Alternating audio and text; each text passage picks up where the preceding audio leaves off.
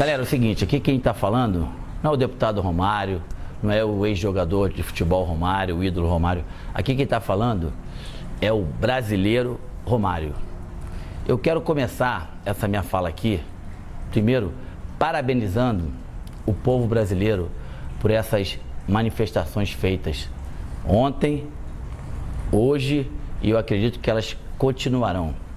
Eu acredito também que a partir de ontem, com esse manifesto, com essas atitudes do nosso povo, os nossos governantes têm que entender definitivamente, a partir de agora, que os dias de falcatruas, sacanagens, roubos, desonestidade e principalmente falta de respeito com o nosso povo, acabou isso. A política do Brasil, ela definitivamente, ela tem que servir para fazer o bem. E com todo respeito, o que a gente vê aí está longe de ser o bem. Eu vou falar alguns dados para vocês que eu tenho certeza que muitos já sabem, só para registrar. O Brasil, quando aceitou ser o país sede da Copa do Mundo, em 2007, a previsão era de gasto de mais ou menos 23 bilhões. Nós estamos em 2013, essa previsão já está em 28 e nós não podemos esquecer que a Copa do Mundo ainda falta 1 ano e alguns meses. Então, vocês imaginam o quanto pode chegar a isso. Só em estádio, o Brasil investiu 7,1 bilhão de reais.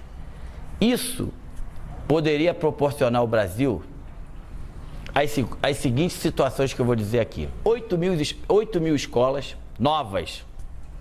Poderia doar para a população 39 mil ônibus escolares, 28 mil quadras esportivas em todo o país.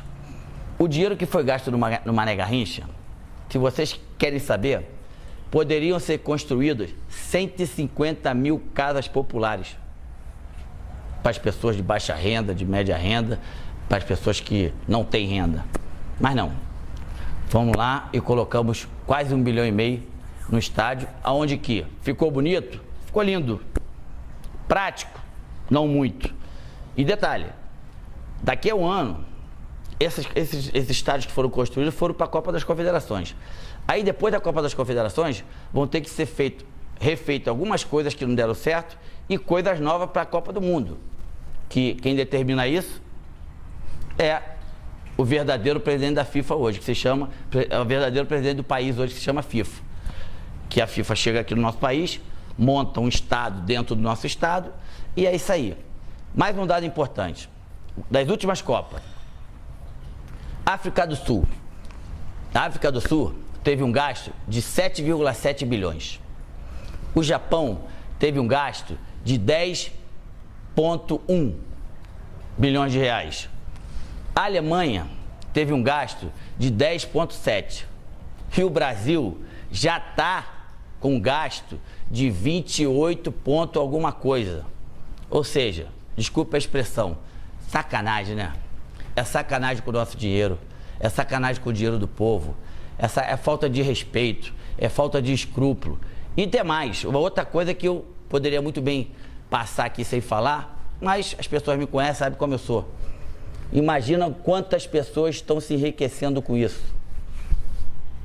Vocês têm ideia? Quando chegou na Casa Lei Geral da Copa, houve um artigo meu e do deputado Afonso Ram que pedíamos que a FIFA deixasse 10% do seu lucro para que esse dinheiro fosse totalmente investido na base do futebol, principalmente daqueles times que não tem muita tradição, e também em pessoas com qualquer tipo de deficiência para poder ter a oportunidade da prática do esporte.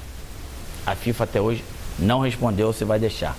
Uma outra coisa, ano passado, a comissão que existe na casa, a Frente Parlamentar em Defesa da Pessoa com Deficiência, teve quase todos nós deputados no Rio de Janeiro, E a CBF, através do presidente da época, e o COL, através do Ronaldo na época, prometeram que essas pessoas com deficiência de baixa renda teriam 32 mil ingressos para a Copa do Mundo.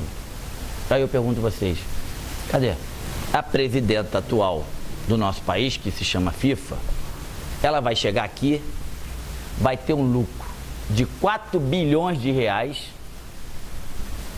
e teria que pagar mais ou menos em imposto 1 bi e não vai pagar. Ou seja, ela vem, monta o circo, não gasta nenhum e leva tudo. Perguntar para mim se eu sou contra a Copa do Mundo? Claro que não. Eu sou bastante a favor da Copa do Mundo. E vou dizer mais, lá atrás, quando o país recebeu como país sede da Copa do Mundo, eu estava lá presente e me fizeram 2 perguntas. O Brasil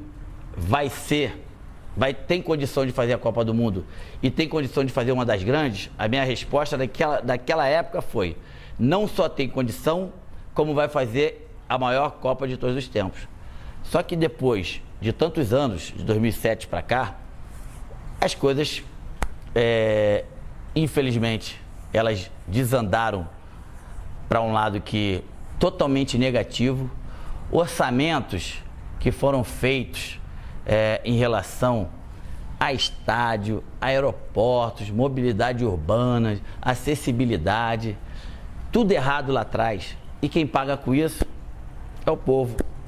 Então, os políticos, aqueles que foram votados pelo povo, aqueles que têm por obrigação de dar uma qualidade melhor de vida ao povo, que viram com seus próprios olhos o que aconteceu ontem, o que vai acontecer hoje, amanhã, e eu tenho certeza que vai continuar acontecendo até esses políticos tomarem vergonha da cara e entender que o Brasil é do brasileiro.